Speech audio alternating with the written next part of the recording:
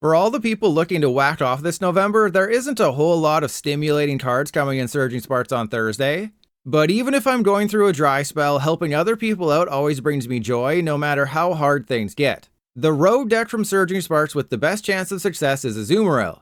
For 4 Psychic Energy, it does 230 damage and punches itself in the face for 50. Okay, that's not great. But if you have a Terra Pokemon in play, Double Edge only needs a single Psychic Energy. This means Azumarill can one-shot every meaningful basic EX Pokemon except for Raging Bolt and Blood Moon Ursaluna for that 1 energy. Though, if you're worried about Raging Bolt, you can always add in Vitality Band or Maximum Belt or Defiance Band for a little boost, meaning no basics are out of range. The downside to Azumarill, obviously, is that you have to have a 2-prizer in play pretty much at all times. Thankfully, there's 2 really good choices, Pikachu EX and Cornerstone Mask Ogerpon EX. Pikachu can't be one-shot thanks to its ability, while Ogerpon is immune to damage from Pokemon with an ability.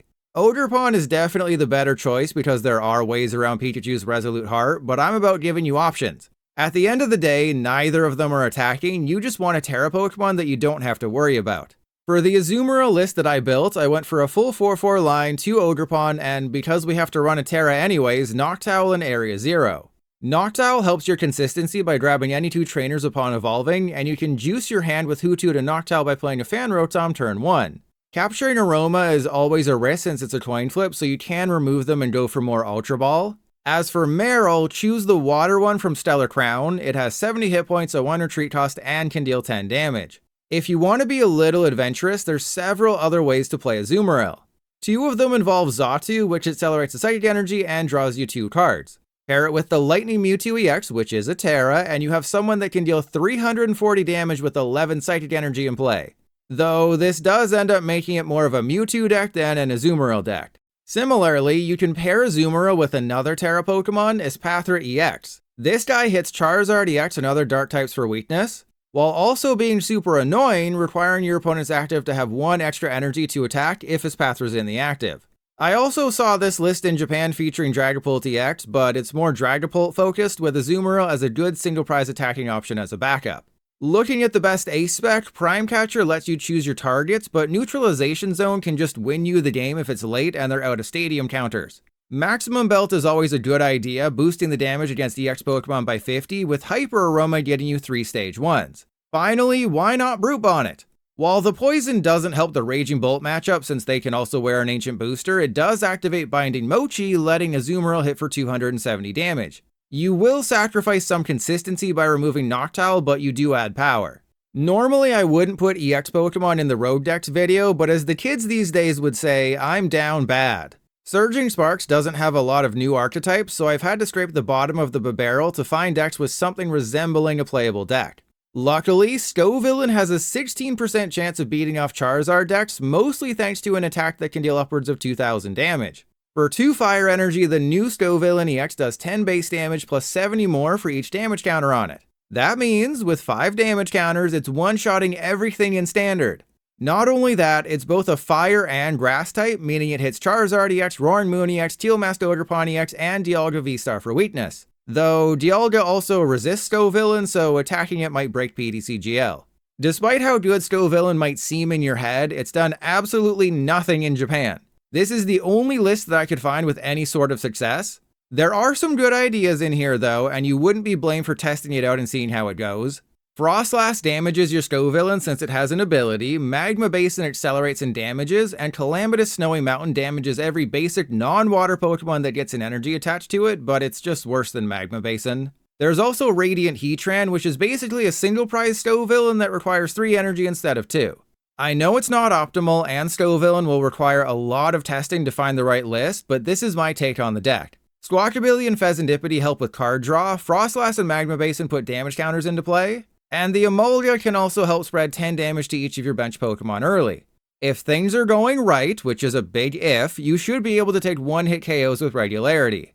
However you decide to build Scovillain EX, you always want to start with 4 Magma Basin. Those are non-negotiable. From there, you have some choices. Centiskorch and Emolga both damage your bench Pokemon with their attacks, thus powering up Scovillain. Frostlass is passive damage, but since there's no Capsicid with an ability, you have to get Scovillain into play before it starts taking damage. Dodrio and Gengar put damage counters on themselves with their abilities, and you can move those counters over to Scovillain with Damage Bump. Alternatively, you could try to have Scovillain survive a hit with Rigid Band, Hero's Cape, or Survival Brace, but that relies too heavily on your opponent helping you out. So while there's definitely options, we'll have to wait and see if Scovillain can actually win games, or if it's too spicy for even my moist mouth to handle. Even though I know it'll disappoint me more than my son at his first regional, the rogue deck I'm most excited about is Rabsca with Wo-Chien. Just like Excadrill from Cosmic Eclipse, these two both get better when you have 3 or fewer cards in your deck. For Rabsca, it does 240 damage for a single grass energy. Yeah, it's only 10 more damage than Azumarill, and Azumarill requires far less work to get going, but this is more fun. Wo-Chien, meanwhile, only ever does 20 damage to your opponent's active with Hazardous Greed, but if you have 3 or fewer cards in deck, it also spreads 120 to 2 of your opponent's bench Pokemon.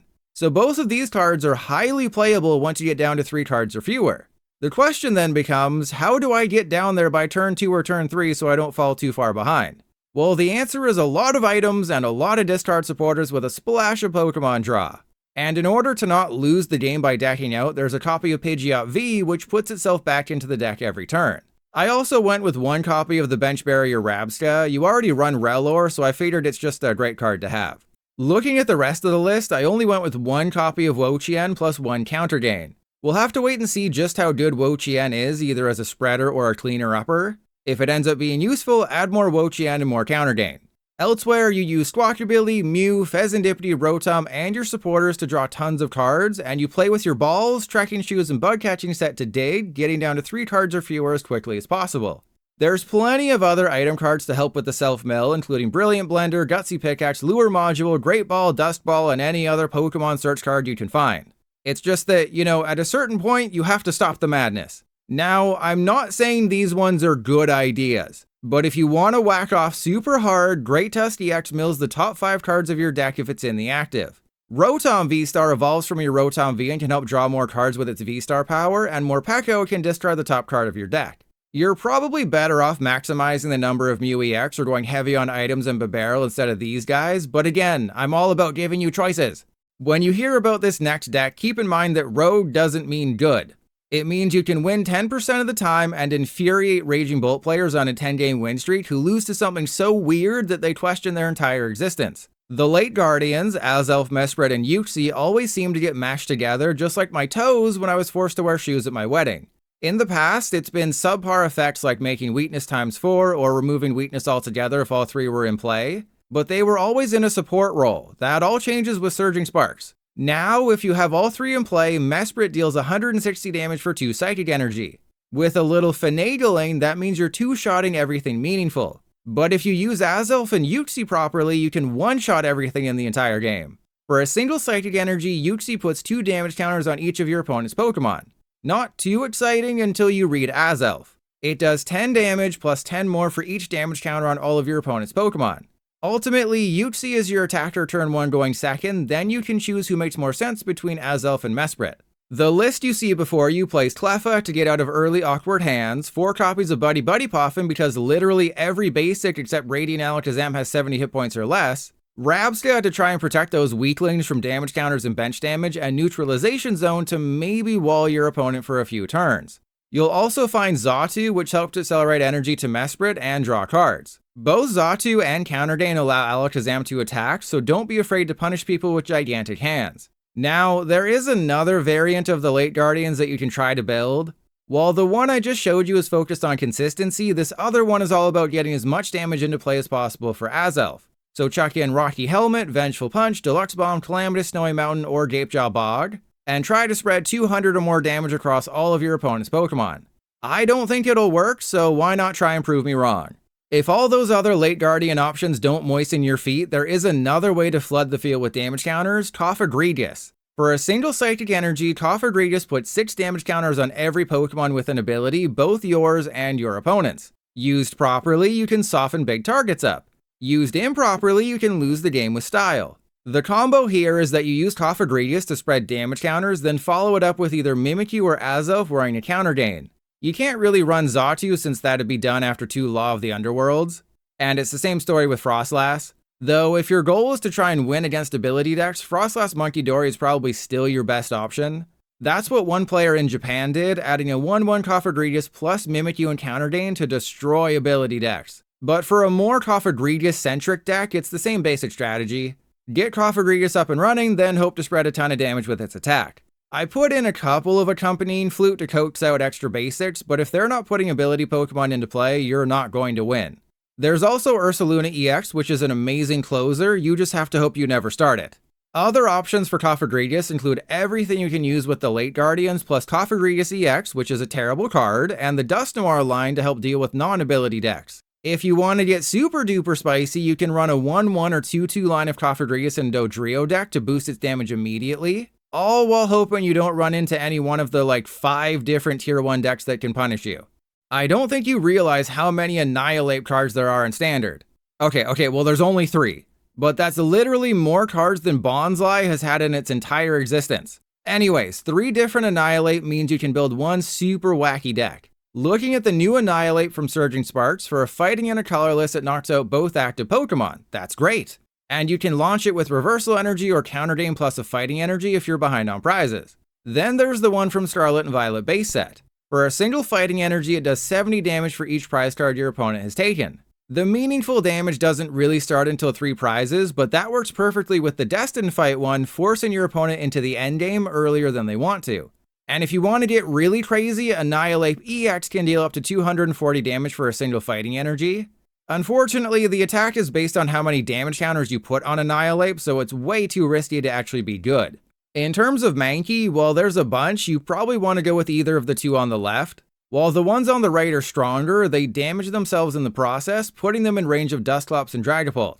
As for Primeape, the new one can potentially discard an energy from your opponent's active, while the old one does 70 damage but hurts itself for 20. This first list is a little safe. The only EX Pokemon is Fezandipiti, and you play an even 2/2 split of each Annihilape. This way you can KO both actives early with the new one and deal big damage at the end of the game with the old one.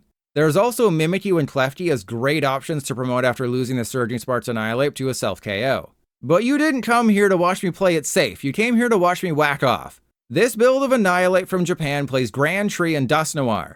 So instead of waiting around for prize cards to be taken, you force them to take prizes quickly with Dusclops and Dusknoir, then hit super hard with the old Annihilape. They also managed to fit all 3 Annihilape in here, instantly making it the best one. The beauty of a Lopunny is the soft fur.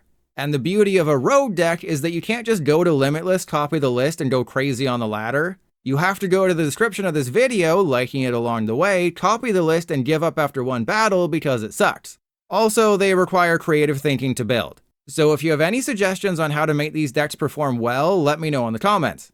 And who knows, I might take those ideas and test them out live on Twitch.